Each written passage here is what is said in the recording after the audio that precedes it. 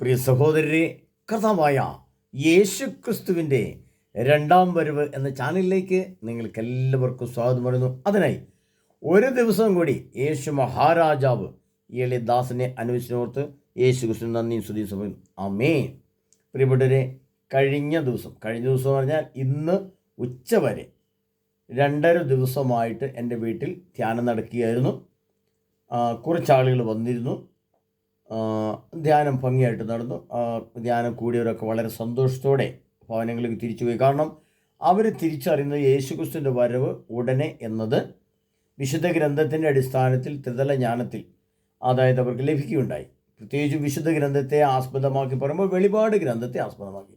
മത്തായിയുടെ സുവിശേഷം 24-ാം അധ്യായത്തിൽ പറഞ്ഞതിനപ്പുറത്തേക്ക് ദാനിയേൽ പ്രവചനത്തിൽ പറഞ്ഞിരിക്കുന്ന കാര്യങ്ങളെ കൂടി വെളിപാട് ഗ്രന്ഥത്തിൽ നിന്ന് എടുത്തു കൊടുത്തുകൊണ്ട് അവർക്ക് യേശുക്രിസ്തുവിൻ്റെ രണ്ടാമത്തെ വരവിൻ്റെ സെക്കൻഡ്, മിനിറ്റ്, മണിക്കൂർ, ദിവസം, ആഴ്ച, മാസം, വർഷം വരെ വ്യക്തമായിട്ട് കൊടുക്കാൻ സാധിച്ചു. അവരെല്ലാവരും ഗ്രഹിച്ചു.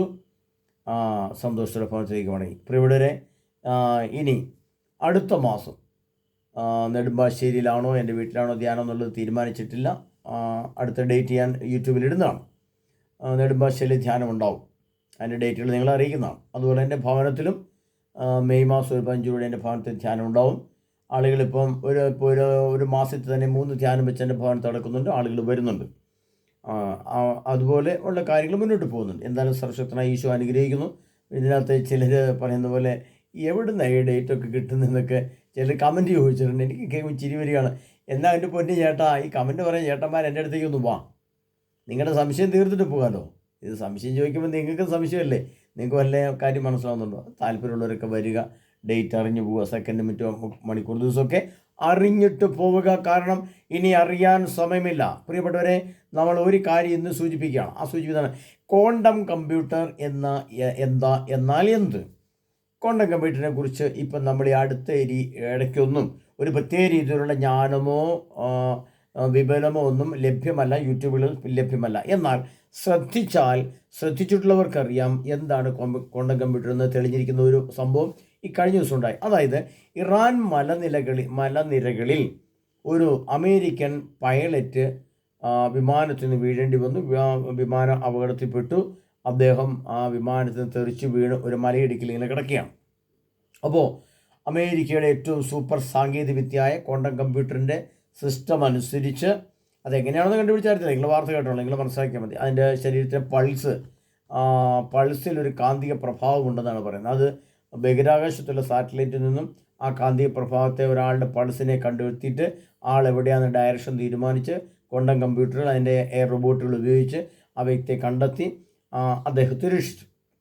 അപ്പോൾ ഇത് കേൾക്കുമ്പോൾ നിസ്സാരമായിട്ട് തോന്നും. പക്ഷേ പ്രിയ സഹോദരനെ, ലോകത്ത് ജീവിച്ചിരിക്കുന്ന മനുഷ്യരുടെ ഹൃദയസ്പന്ദനം പിടിച്ചെടുക്കുകയും ആ ഹൃദയസ്പന്ദനത്തോടു കൂടി ആ ഹൃദയത്തിൻ്റെ സ്പന്ദനത്തിന് ചുറ്റും ഒരു കാന്തിക പ്രഭാവം ഉണ്ടാകുന്നു. അതാ ഒരു ദൈവിക പരിവേഷം ഉണ്ടാകുന്നു എന്നും അത് ദൈവിക പരിവേഷമാണ്, അതാണ് ആത്മാവ് എന്നും ആ ആത്മാവാണ് ഈ കാന്തിക പരിവേഷം നല്ല ശക്തി മനുഷ്യന് നൽകുന്നത് എന്നും ഒക്കെ നാം ശാസ്ത്രീയമായും ആത്മീയമായും അതീന്ദ്രിയ ജ്ഞാനപരമായും നമ്മൾ ഗ്രഹിക്കുകയാണ്, മനസ്സിലാക്കുകയാണ്. ഒരു വസ്തുതയെ ത്രിതലത്തിൽ ഗ്രഹിക്കുക, മനസ്സിലാക്കുക, അംഗീകരിക്കുക, ബോധ്യപ്പെടുന്നതിനാണ് ഗ്രഹിക്കാമെന്നും ഉൾക്കൊള്ളുക എന്നൊക്കെ പറയുന്നത്. അപ്പോൾ ഇതെല്ലാം സംഭവിച്ചു. അപ്പോൾ ഇതിനി സംഭവിക്കാൻ പോകുന്ന കാര്യം അത് നന്മയ്ക്കായിട്ട് ഉപയോഗിച്ചു. ഓക്കെ, അതൊരു വശം തന്നെ, നല്ലത് തന്നെ. പക്ഷേ ഇതിനി സംഭവിക്കാൻ പോകുന്ന ഒരു മരണ സംഭവം വരാവുന്നത്. മനുഷ്യൻ ഉടൻ തന്നെ 2028 200 കോടി മനുഷ്യൻ ഭൂമിയിൽ നിന്ന് മരിക്കാൻ പോവുകയാണ്. അതിൻ്റെ അടിസ്ഥാന കാരണം എന്താണ്? അതുപോലെ തന്നെ രണ്ടാമതായിട്ട് ഇത്തരം കമ്പ്യൂട്ടറുകൾ അല്ലെങ്കിൽ ഇത്തരം സംവിധാനങ്ങൾ, ക്വാണ്ടം കമ്പ്യൂട്ടർ എന്ന് പറയുന്ന സാധനങ്ങൾ എയർ റോബോട്ടിൻ്റെ പ്രതിമകളിൽ കയറ്റി വയ്ക്കുകയും അങ്ങനെ കയറ്റി വെച്ചുകൊണ്ട് അതിൻ്റെ സെൻസറിങ് സിസ്റ്റം അത്ര ശക്തമായിട്ട് വർക്ക് ചെയ്യുമ്പോൾ ഒരു യഥാർത്ഥ മനുഷ്യനെ പോലെ തന്നെ അത് വർക്ക് ചെയ്യും. അത് സംസാരിക്കും. അത് മുമ്പിൽ വന്നിരിക്കുന്ന ആൾ ഏത് തരക്കാരനാണ്, അവൻ്റെ വിദ്യാഭ്യാസം എന്ത്, അവൻ്റെ ആത്മാവിൽ സാത്താനാണോ ഉള്ളത്, ദൈവമാണോ ഉള്ളത്, അവൻ ക്രിസ്ത്യാനിയാണോ, ഏത് ജാതി മതമാണ്, എല്ലാ കാര്യങ്ങളും സംസാരിക്കുന്ന രീതിയിലേക്ക് ഈ കമ്പ്യൂട്ടർ സിസ്റ്റം വളർന്നു വരുമ്പോൾ, ഒറിജിനൽ മനുഷ്യനായിട്ട് തന്നെ വളരുമ്പോൾ, വിശുദ്ധ ഗ്രന്ഥത്തിൽ 13-ാം അധ്യായത്തിൽ ഇതിനെപ്പറ്റി പറഞ്ഞു വെച്ചിരിക്കുന്ന ഒരു കാര്യം നമ്മൾ ഗ്രഹിക്കണം. അതുകൊണ്ടാണ് ഞാൻ കഴിഞ്ഞ ക്ലാസ്സിൽ ഞാൻ പറഞ്ഞു, മനുഷ്യൻ്റെ ജ്ഞാനം ദൈവം വെളിപ്പെടുത്തി കൊടുത്ത ജ്ഞാനരൂപത്തിൽ ലിഖിത രൂപത്തിൽ വിശുദ്ധ ഗ്രന്ഥത്തിൽ എഴുതി. അത് ടെക്നോളജി ആയിട്ട് അറിവിൻ്റെ തലമായിട്ട് വന്നത് 1000 1500 2000 വർഷങ്ങൾക്ക് ശേഷമാണ്. പ്രത്യേകിച്ച് നമ്മൾ ക്വാണ്ടം കമ്പ്യൂട്ടർ എന്ന് പറയുന്നത് കണ്ടുപിടിക്കപ്പെട്ടിട്ട് ആ സംവിധാനം ഇപ്പോൾ ഭൂമിയിൽ വന്നിട്ട് ഏകദേശം ഒരു മാസമോ അങ്ങനെ പോയ ഒരു വർഷം വെച്ചോ, ആ ഒരു വർഷത്തിൽ കൂടുതലായിട്ടുള്ള ഈ സംവിധാനങ്ങളൊക്കെ ഭൂമിയിൽ വന്നിട്ട്. അപ്പോൾ ഈ സംഭവം എല്ലാം ഭൂമിയിൽ വന്നാൽ അറിവിൻ്റെ തലവും ജ്ഞാനത്തിൻ്റെ തലവും അതിൽ തന്നെയുള്ള അതീന്ദ്രിയ ജ്ഞാനതലവും കൂടെ എപ്പോൾ ഒരുമിക്കുന്നോ അപ്പോൾ ഉണ്ടാകുന്ന സ്ഫോടനമാണ് ഈ ലോകത്തിൻ്റെ സ്ഫോടനം. അതിൻ്റെ എല്ലാ സംവിധാനത്തിൻ്റെയും എസ്.കെ. പ്രവചനത്തിൽ 39-ാം അധ്യായം 9-ാം തിരുവചനം 7 വർഷത്തെ യുദ്ധം ഉണ്ടായിരിക്കുന്നു പറഞ്ഞ ആ യുദ്ധം, അതിനകത്തെ വാള് പരിചയ കുന്തം എന്നൊക്കെ പറ്റി എന്താണെന്ന് ഇതിന് മുൻ ക്ലാസ് ഇട്ടിട്ടുണ്ട്, അവിടെ ഞാൻ ഡീറ്റെയിൽ ആയിട്ട് പറയുന്നില്ല. പക്ഷേ ഇതെല്ലാം കൂടെ ഒരുമിച്ച് ചേരുന്ന, അതായത് അതിൻ്റെ ഇന്നത്തെ ലോകത്തുള്ള റഡാർ സിസ്റ്റങ്ങൾ, ആണവ മിസൈലുകൾ, ഹൈപ്പർസോണിക് മിസൈലുകൾ, അതിൻ്റെ യന്ത്ര സംവിധാനങ്ങൾ, എയർ റോബോട്ടുകൾ, ക്വാണ്ടം കമ്പ്യൂട്ടറുകൾ, എല്ലാ ടെക്നോളജികളും എല്ലാ ജ്ഞാനവും എല്ലാ അതീന്ദ്രിയാനോട് ഒരുമിച്ച് വന്നിട്ട് ഒരു നിശ്ചിത സമയത്ത് ഒരു നിശ്ചിത കാലഘട്ടത്തിൽ ഒരു നിശ്ചിത സംവിധാനത്തിൽ എത്തപ്പെട്ടാൽ അപ്പോൾ സംഭവിക്കുന്ന വലിയ വിസ്ഫോടനമാണ് ലോകാവസാനം. അത് അങ്ങനെ തന്നെ വിശദീകരണം എഴുതി വെച്ചിട്ടുണ്ട്. അപ്പോൾ ഈ കാലഘട്ടത്തിലാണ് ഈ അറിവും ജ്ഞാനവും അതീന്ദ്രിയ ജ്ഞാനതലവും കൂടി എല്ലാം കൂടി ഒരുമിച്ച് ചേരുന്നു. ഈ ഒരുമിച്ച് ചേരുമ്പോഴേ ഈ വിസ്ഫോടനം നടക്കുകയുള്ളൂ. അതിന് ആണവ സ്ഫോടനമായിട്ടും മറ്റെല്ലാവിധ യുദ്ധങ്ങളുമായിട്ടും ഒക്കെ സംഭവിക്കുന്ന ആ വലിയ ദുരന്തം മനുഷ്യൻ്റെ മുമ്പിലേക്ക് കടന്നു വരുമ്പോൾ ലോകം അതിൻ്റെ അന്ത്യത്തിലേക്ക് എത്തിയെന്നുള്ളതിൻ്റെ തെളിവ് സഹിതം യുദ്ധത്തിലേക്ക് കയറിയിരിക്കുന്ന പശ്ചാത്തലം നമ്മൾ കണ്ട് മനസ്സിലാക്കി കഴിഞ്ഞു. കുറച്ച് കാലത്തിന് ഗ്യാസ് ഇല്ല എന്ന് പറഞ്ഞുകൊണ്ട് ഗ്യാസിൻ്റെ അസ്വസ്ഥ മനസ്സിലാക്കി. ഇനി പെട്രോൾ ഡീസൽ അപ്രത്യക്ഷമാകാൻ പോകുന്ന പശ്ചാത്തലം ഒരുങ്ങിക്കഴിഞ്ഞു. അതോടനുബന്ധിച്ച് തന്നെ ആഹാര സാധനങ്ങൾ ഇല്ലാതാകാൻ പോകുന്ന കാലങ്ങൾ തൊട്ടടുത്തേക്ക് വരികയാണ്. ഇപ്പോൾ കണ്ടുകൊണ്ടിരിക്കുന്ന ഇസ്രായേൽ ഇറാൻ യുദ്ധത്തിൻ്റെ മറ്റൊരു തലത്തിലേക്ക് ലോകം മാറും. ലോകം ഗോഗ് മാഗോഗ് യുദ്ധത്തിനായിട്ട് അണിയറയിൽ ഒരുങ്ങാൻ തുടങ്ങി. അതൊന്നും പബ്ലിക്കായിട്ട് ആരും കേൾക്കുകയോ ചെയ്യുന്നില്ല. എന്നാൽ അതിൻ്റെ അലയൊലികൾ അല്ലെങ്കിൽ അതിൻ്റെ ലക്ഷണങ്ങൾ അതിൻ്റെ ആ മോഡലുകൾ എല്ലാം നിരീക്ഷിക്കുന്നവർക്ക് മനസ്സിലാവുന്നുണ്ട്. അങ്ങനെ ഗോഗ് മാഗോഗ് യുദ്ധം എന്നത് വരാൻ ഉള്ള പശ്ചാത്തലം ഭൂമിയിൽ ഒരുങ്ങിക്കഴിഞ്ഞിരിക്കുന്ന കാലഘട്ടത്തിൽ കൂടെ മനുഷ്യൻ നടന്നു നീങ്ങിപ്പോകുമ്പോൾ, ലോകം കറങ്ങിപ്പോകുമ്പോൾ ലോകം യുഗാന്ത്യത്തിലാണ്, അതായത് ലോകാവസാനത്തിലാണ്. മനസ്സിലാക്കാൻ വലിയ ബുദ്ധിമുട്ടുണ്ടെന്ന് എനിക്ക് തോന്നുന്നില്ല. അതുകൊണ്ട് പ്രിയ സഹോദരരെ, ഞാൻ നിങ്ങളോട് ആവശ്യപ്പെടുകയാണ്, നാം ഇനി വരാനിരിക്കുന്ന കാലഘട്ടങ്ങൾ ഒരു മനുഷ്യൻ്റെ ആത്മാവ് ഏത് രീതിയിലുള്ളതാണ്, ഏത് ദൈവത്തിലാണോ, വസ്തുവിലാണോ, ആശയത്തിലാണോ, ദുരാത്മാവിലാണോ എന്നുള്ളത് മനസ്സിലാക്കി ഒരു മനുഷ്യനെ മനസ്സിലാക്കി കഴിഞ്ഞാൽ ഒരു മനുഷ്യൻ്റെ ഏറ്റവും വലിയ പ്രധാനപ്പെട്ട കാര്യം എന്ന് പറഞ്ഞാൽ അവൻ്റെ രഹസ്യ സ്വഭാവമാണ്. എല്ലാ മനുഷ്യനും അവൻ്റെ ഹൃദയത്തിൽ അവനായിട്ട് നിർമ്മിക്കപ്പെട്ടിരിക്കുന്ന, അവനമായിട്ട് സൂക്ഷിക്കുന്ന, സ്വന്തമായിട്ട് സൂക്ഷിക്കേണ്ടുന്ന കുറേ രഹസ്യങ്ങളുണ്ട്. അവൻ്റെ ആത്മീയതലം, അവൻ്റെ ശാരീരികതലം, അവൻ്റെ വികാരതലം, അവൻ്റെ ജ്ഞാനത്തിൻ്റെ തലം, ഇതെല്ലാം സ്വയം എല്ലാ മനുഷ്യനും സൂക്ഷിക്കാനുള്ള സ്വകാര്യതകളാണ്. എന്നാൽ ഈ സ്വകാര്യതകളെ കൂടെ ലോകത്തുള്ള ക്വാണ്ടം കമ്പ്യൂട്ടർ വഴി ലോകം അറിയാൻ തുടങ്ങിയാൽ അതൊരു ത്രിതല വിസ്ഫോടനമാണ്. ആ വിസ്ഫോടനത്തിൻ്റെ വരുമ്പോൾ എന്തു സംഭവിക്കും? അത് എഴുതി വച്ചിരിക്കുന്നത് വെളിപാടിൻ്റെ പുസ്തകം 13-ാം അധ്യായം അതിൻ്റെ 15-ാം തിരുവചനം. മൃഗത്തിൻ്റെ പ്രതിമയ്ക്ക് ജീവശ്വാസം പകരാൻ അതിന് അനുവാദം നൽകപ്പെട്ടു. പ്രതിമയ്ക്ക് സംസാരശക്തി ലഭിക്കാനും പ്രതിമയെ ആരാധിക്കാത്തവരെ കൊല്ലിക്കാനും വേണ്ടിയായിരുന്നു അത്. അപ്പോൾ പ്രതിമ എന്ന് പറയുന്ന സംഭവം ഉണ്ടാക്കി വയ്ക്കുകയും അതിൽ ക്വാണ്ടം കമ്പ്യൂട്ടർ നിക്ഷേപിക്കുകയും ചെയ്യുമ്പോൾ ഒരു യഥാർത്ഥ മനുഷ്യൻ്റെ ബുദ്ധി അതിന് ലഭിക്കും. ആ ലഭിക്കുന്നതുകൂടി മനുഷ്യ ശരീരത്തിലെ ആത്മാവിൻ്റെയും മനസ്സിൻ്റെയും ശരീരത്തിൻ്റെയും നിയന്ത്രണത്തെ ഈ ക്വാണ്ടം കമ്പ്യൂട്ടറിലേക്ക് ഏറ്റെടുക്കാൻ സാധിക്കുന്ന പശ്ചാത്തലം ഭൂമിയിൽ വരാൻ പോവുകയാണ്. അങ്ങനെ വന്നാൽ എന്തു സംഭവിക്കും? അതാണ് വലിയൊരു വിസ്ഫോടനം. ഓരോ വ്യക്തിയുടെ മഹത്വവും പക്വതയും വിശുദ്ധിയും ജ്ഞാനവും മറ്റുള്ള എല്ലാവരും തുറന്ന് വായിക്കാൻ തുടങ്ങിക്കഴിഞ്ഞാൽ എന്തു സംഭവിക്കും? ഈ ലോകത്ത് മനുഷ്യൻ കണ്ടും കേട്ടുകൊണ്ടിരിക്കുന്ന അനേകം രഹസ്യങ്ങളുണ്ട്. മനുഷ്യൻ്റെ ജീവിതം തന്നെ ഒരു രഹസ്യമാണ്. അപ്പോൾ അങ്ങനെ കണ്ടും കേട്ടും അറിഞ്ഞും ആസ്വദിച്ചു കൊണ്ടിരിക്കുന്ന അനേക രഹസ്യങ്ങൾ മറ്റുള്ളവരറിയാൻ തുടങ്ങിക്കഴിഞ്ഞാൽ യഥാർത്ഥ സംഭവം എന്തായി? ഞാൻ എന്ന വ്യക്തി ശൂന്യമാവും, ഞാൻ എന്ന വ്യക്തി പരിഹാസ്യനാവും, ഞാൻ എന്ന വ്യക്തിക്ക് നിലനിൽപ്പില്ലാതാവും, ഞാൻ എന്ന വ്യക്തിക്ക് ഒരു വ്യക്തിത്വം നഷ്ടപ്പെടുന്ന അവസ്ഥ വരും. അങ്ങനെ വരുമ്പോൾ അത് മനുഷ്യരാശിയെ മൊത്തം ബാധിച്ചാൽ എന്തു സംഭവിക്കും? എല്ലാ മനുഷ്യരുടെയും വിശ്വാസവും വിശുദ്ധിയും ദൈവസ്നേഹവും ദൈവത്തോടുള്ള ആദരവും നഷ്ടമാകുന്നതോടുകൂടി അവന് മരണമാണോ ജീവനാണോ, ഏതാണ് ശരി, ഏതാണ് വിലയുള്ളത്, ഏതാണ് മൂല്യമെന്ന് അറിയത്തില്ലാത്ത ഒരു തരം വട്ടുപോലെ ഭ്രാന്ത് പോലെ വരാൻ പോവുകയാണ്.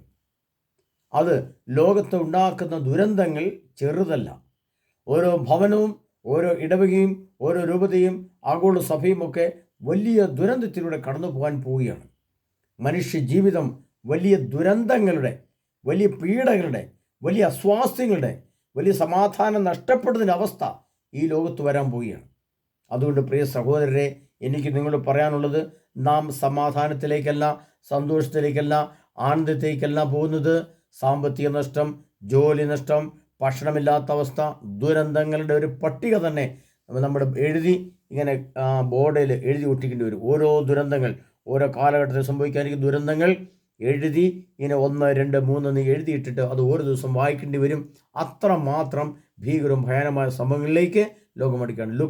യുദ്ധം അതിൻ്റെ ഒരു തലത്തിലേക്ക്, പിന്നെ ഇപ്പോൾ പറഞ്ഞു വന്ന കാര്യങ്ങൾ അത് വേറൊരു തലത്തിലേക്ക്, അതോടനുബന്ധിച്ച് വരുന്ന മഹാമാരികൾ, അതോടനുബന്ധിച്ച് വരുന്ന മാനസിക സംഘർഷങ്ങൾ മനുഷ്യന്, അത് സ്വസ്ഥയും സമാധാനം നഷ്ടപ്പെട്ടാൽ ആ ഭവനത്തിലുണ്ടാകുന്ന ആത്മസംഘർഷങ്ങൾ, വൈരാഗ്യബുദ്ധി, അതോടനുബന്ധിച്ചുള്ള കൊലപാതകങ്ങൾ, അതനുബന്ധിച്ചുണ്ടാകുന്ന വൈകാരിക വിക്ഷോഭങ്ങൾ, അതെല്ലാം ഒരു സമൂഹത്തെ അല്ലെങ്കിൽ ഒരു രാജ്യത്തെ ഭ്രാന്താലയമാക്കി മാറ്റും. ഭ്രാന്ത് പിടിച്ച മനുഷ്യന് സ്വസ്ഥമായിട്ട് യാത്ര ചെയ്യാൻ പറ്റാതെ വരും. മനുഷ്യനെ ബഹുമാനിക്കാൻ പറ്റാതെ വരും. സാമൂഹിക ആത്മീയ പശ്ചാത്തലങ്ങൾ നഷ്ടപ്പെടും. സമൂഹത്തിൻ്റെ ബാലൻസ് തെറ്റിപ്പോകും. അങ്ങനെ ഭീകരവും ഭയാനകമായ സംഭവങ്ങൾ ലോകത്ത് വരുമ്പോൾ അതിൻ്റെ പിന്നാമ്പുറങ്ങളിൽ ഉണ്ടാകുന്ന പീഡകൾ എന്താണെന്ന് എനിക്കിപ്പോൾ പറയാൻ പറ്റില്ല. അത് ഞാൻ പറയുന്നില്ല. അത്ര വലിയ പീഡകൾ ഭൂമിയിലേക്ക് വരാൻ പോവുകയാണ്. അതിനാൽ പ്രിയ സഹോദരങ്ങളെ, ഇവിടെ നമ്മൾ മനസ്സിലാക്കേണ്ടത്, കർത്താവായ യേശു ക്രിസ്തു എന്ന ഏക സത്യ പരമദൈവമായ യേശു ക്രിസ്തുവിനെ ശരിയായ രീതിയിൽ ഗ്രഹിക്കുകയും വ്യക്തമായ രീതിയിൽ മനസ്സിലാക്കുകയും ശരിയായ വിശുദ്ധിയുടെ തലങ്ങളിൽ എത്തിച്ചേരുകയും വിശുദ്ധിയും പരിശുദ്ധിയും ചൂടിയ ഒരു ആത്മീയ പശ്ചാത്തലം രൂപീകരിച്ചെടുത്ത് അതിന് തത്തുല്യമായ ഒരാത്മീയ പക്വതയും ഒരാത്മീയ വ്യക്തിത്വവും നാം ഇപ്പോൾ രൂപീകരിച്ചെടുത്തില്ലെങ്കിൽ നമുക്ക് നഷ്ടപ്പെട്ട ചൈതന്യത്തെ പിന്നീട് വീണ്ടെടുക്കുവാൻ ഒരു വിധത്തിലും പറ്റാത്ത പശ്ചാത്തലം വരുമ്പോൾ നാം ശരിക്കും എന്തായി മാറും? ഒരു ഭ്രാന്തനായി മാറും. ഒരു വട്ടുപിടിച്ച അവസ്ഥയിലേക്ക് വരും. അതിന് മനുഷ്യനെ ചികിത്സിക്കാൻ പറ്റില്ല, ചികിത്സിച്ചിട്ട് കാര്യമില്ലാത്ത അവസ്ഥ വരും. മനുഷ്യ ജീവിതം എന്നത് മാറിയിട്ട് ഒരു മൃഗജീവിതം വരാൻ പോവുകയാണ്. അത് പെട്ടെന്നല്ല, നാളെ കഴിഞ്ഞല്ല, അടുത്ത വർഷം, അടുത്ത പിന്നത്തെ വർഷമൊക്കെ ആയിരിക്കാം, അല്ലെങ്കിൽ അടുത്ത പിന്നത്തെ വർഷമാകാം. പക്ഷേ അതിൻ്റെ റിഫ്ലക്ഷനുകൾ വിവിധ തലങ്ങളിൽ, ആത്മീയ തലത്തിൽ, വ്യക്തിതലത്തിൽ, ജോലി തലത്തിൽ, വൈകാരിക തലങ്ങളിൽ ഒക്കെ മനുഷ്യരിലേക്ക് കടന്നു വരുമ്പോൾ ഈ ക്വാണ്ടം കമ്പ്യൂട്ടറും അതോടനുബന്ധിച്ച് വരുന്ന വലിയ ദുരന്തങ്ങൾ മനുഷ്യൻ അനുഭവിക്കാൻ പോകണം. എന്നാൽ ചിന്തിക്കുമ്പോൾ ചില കാര്യങ്ങളിൽ നന്മയില്ലേ? ആ നഷ്ടപ്പെട്ട പോയ ആ വൈമാനികനെ കണ്ടെത്താൻ ഇതുപയോഗിച്ചില്ലേ? അതുപയോഗിച്ചല്ലേ കണ്ടെത്തി രക്ഷിച്ച് നമുക്ക് ചോദിക്കാൻ പറ്റും. പക്ഷേ അതിൻ്റെ ഒരു നന്മയ്ക്ക് 1000 വേദനകളും ദുഃഖങ്ങളും പുറകെ വരികയാണ്. അതുകൊണ്ടാണ് വെളിപാടിൻ്റെ പുസ്തകം 18-ാം അധ്യായം അതിൻ്റെ 4-ാം തിരുവചനത്തിൽ സർവശക്തനായ പരിശുദ്ധാത്മാവ് ത്രിയേക ദൈവം എഴുതി വെച്ചൊരു വചനം നമ്മൾ മനസ്സിലാക്കണം. അത് ഇങ്ങനെയാണ് എഴുതി വെച്ചിരിക്കുന്നത് പ്രിയപ്പെട്ടവരെ. അവിടെ ഇങ്ങനെ വ്യക്തമായിട്ട് എഴുതി വെച്ചിട്ടുണ്ട്. വെളിപാട് 18, എൻ്റെ ജനമേ, അവളിൽ നിന്ന് ഓടിയ കലവിൻ, അല്ലെങ്കിൽ അവളുടെ പാപങ്ങളിൽ നിങ്ങളും പങ്കാളികളാകും. അവളുടെ മേൽ പതിച്ച മഹാമാരികൾ നിങ്ങളെയും പിടികൂടും. അവരുടെ പാപങ്ങൾ ആകാശത്തോളം കൂമ്പാരം കൂടിയിരിക്കുന്നു. ദൈവം അവളുടെ അതിക്രമത്തെ ഓർമ്മിക്കുകയും ചെയ്തിരിക്കുന്നു. അവൾ കൊടുത്തതുപോലെ തന്നെ അവൾക്കും തിരികെ കൊടുക്കുവിൻ. അവളുടെ പ്രവൃത്തികൾക്ക് ഇരട്ടി പ്രതിഫലം നൽകുവിൻ. അവൾ കലർത്തി കൊടുത്ത പാനപാത്രത്തിൽ അവൾക്ക് ഇരട്ടി കലർത്തി കൊടുക്കുവിൻ. അവൾ തന്നെ എത്രത്തോളം മഹത്വപ്പെടുകയും സുഖഭോഗങ്ങൾ അനുഭവിക്കുകയും ചെയ്തുവോ അത്രത്തോളം പീഡനവും ദുഃഖവും അവൾക്ക് നൽകും. എന്തെന്നാൽ അവൾ ഹൃദയത്തിൽ പറയുന്നു, ഞാൻ രാജ്ഞിയായി വാഴുന്നു, ഞാൻ വിധവയല്ല, എനിക്കൊന്നിനും വിലപിക്കേണ്ടി വരികയില്ല. തന്മൂലം ഒറ്റ ദിവസം കൊണ്ട് അവളുടെ മേൽ മഹാമാരികൾ വരും. മരണവും വിലാപവും ക്ഷാമവും അഗ്നിയിൽ അവൾ ദഹിപ്പിക്കപ്പെടും. അവളെ വിധിക്കുന്ന ദൈവമായ കർത്താവ് ശക്തനാണ്. അഗ്നിയിൽ ദഹിപ്പിക്കപ്പെടുവാൻ, ലോകം അഗ്നിയിൽ ദഹിപ്പിക്കപ്പെടുവാൻ പ്രപഞ്ച ശക്തികളെ അഗ്നിയിൽ ദഹിപ്പിക്കപ്പെടുവാൻ, സൂര്യനും ചന്ദ്രനും ഭൂമിയും കത്തിച്ചാമ്പലാകുവാൻ കർത്താവ് കരുതി വെച്ച ആ ദിവസം വരുന്നതിന് തൊട്ടുമുമ്പുള്ള കാലഘട്ടങ്ങളിൽ ലോകവും മനുഷ്യനും എത്തപ്പെടുമ്പോൾ തൊട്ടടുത്ത് ഈ സംഭവം ഉണ്ടെന്ന് മനസ്സിലാക്കുവാൻ, ഗ്രഹിക്കുവാൻ കഴിവുള്ള ഗ്രഹിക്കട്ടെ എന്ന് കർത്താവ് പറഞ്ഞതുപോലെ പ്രിയ സഹോദരങ്ങളെ, ഞാൻ നിങ്ങൾ പറയുകയാണ്. എന്താണ്? അഗ്നിയിൽ ദഹിപ്പിക്കും, അവളെ ദഹിപ്പിക്കും. അവൾ എന്ന് പറയുന്നത് സാധാന്യമാണ്, അസ്വസ്ഥയാണ്, അശുദ്ധി നൽകുന്ന സംവിധാനങ്ങളാണ്.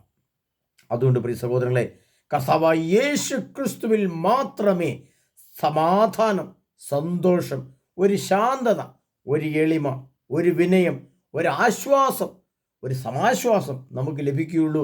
മറ്റ് ലോകത്തിലെ ഒരു വസ്തുക്കളിൽ നിന്നോ, ഒരു സമ്പത്തിൽ നിന്നോ, ഒരാശയത്തിൽ നിന്നോ, ഒരു സംവിധാനങ്ങളിൽ നിന്നോ, ഒരു ശബ്ദത്തിൽ നിന്നോ, ഒരു നിറത്തിൽ നിന്നോ, ഒരാശയത്തിൽ നിന്നോ, കളറുകളിൽ നിന്നോ, ഒരു ചലനത്തിൽ നിന്നോ നമുക്ക് ലഭിക്കുകയില്ല എന്ന് ഗ്രഹിക്കാൻ കഴിവുള്ള ഗ്രഹിച്ചുകൊട്ടെ. ഈ പശ്ചാത്തലത്തിൽ ഞാനോട് പറയാൻ ആഗ്രഹിക്കുന്ന ഒരേ ഒരു കാര്യം, ഈ നിമിഷം, അതായത് 2027 മുമ്പ് ഉള്ള കാലഘട്ടങ്ങളിൽ നാം യേശു ക്രിസ്തുവിനെ അറിയേണ്ടതുപോലെ അറിഞ്ഞ്, വിശുദ്ധീകരിക്കപ്പെടേണ്ടതുപോലെ വിശുദ്ധീകരിച്ച്, ജ്ഞാനപ്പെടേണ്ടതുപോലെ ജ്ഞാനപ്പെട്ട്, ഗ്രഹിക്കേണ്ടതുപോലെ ഗ്രഹിച്ച്, ഫലം ചൂടേണ്ടതുപോലെ ഫലം ചൂടി, ആത്മാവിൻ്റെ ഫലങ്ങളുമായിട്ട് നിന്നില്ലെങ്കിൽ കർത്താവ് യോഹന്നാന്റെ സുവിശേഷത്തിൽ പറയുന്നത് പോലെ വൃക്ഷങ്ങളുടെ കടയ്ക്കൽ കോടാലി വെച്ചു കഴിഞ്ഞു, കോടാലി വെച്ചിരിക്കുകയാണ്, അതെടുത്ത് അവിടെ തന്നെ കൊത്തേണ്ട സമയമുള്ളൂ എന്ന് പറഞ്ഞാൽ, നിർമ്മിക്കപ്പെട്ട ആണവ ആയുധങ്ങൾ നമ്മളെ ഇങ്ങനെ നോക്കിയിരിക്കുകയാണ്. ഒരു സ്വിച്ച് ഇടേണ്ട താമസമുള്ളൂ. അഗ്നിയിൽ ദഹിപ്പിക്കുവാനുള്ള പശ്ചാത്തലം ലോകത്തിൻ്റെ മുമ്പിൽ ലോകത്തിന് മുമ്പിൽ ഡേറ്റ് സഹിതം ലോകത്തിന് മുമ്പിൽ നിൽക്കുകയാണ്. അതുകൊണ്ട് പ്രിയ സഹോദരങ്ങളെ, എത്രയും പെട്ടെന്ന് വന്ന് വിശുദ്ധ ഗ്രന്ഥത്തിലെ തിരുവചനത്തിൻ്റെ നിഗൂഢ രഹസ്യങ്ങളെ ഗ്രഹിച്ച് മനസ്സിലാക്കി വിശുദ്ധീകരണ പ്രക്രിയ ആരംഭിച്ചില്ല എങ്കിൽ നഷ്ടപ്പെട്ടു പോകുന്ന ജീവനും ജീവിതവും പിന്നീട് ഒരിക്കലും വീണ്ടെടുക്കാൻ സാധിക്കില്ല എന്ന് ഗ്രഹിക്കാൻ നിങ്ങൾക്ക് നിമിഷമെങ്കിലും സർവ്വശക്തനായ യേശു അനുഗ്രഹിക്കുമാറാട്ടെ. അതിനായി നമ്മെ ഓരോരുത്തരെയും യേശുനാഥൻ അനുഗ്രഹിക്കുമാറാട്ടെ. ആമേൻ.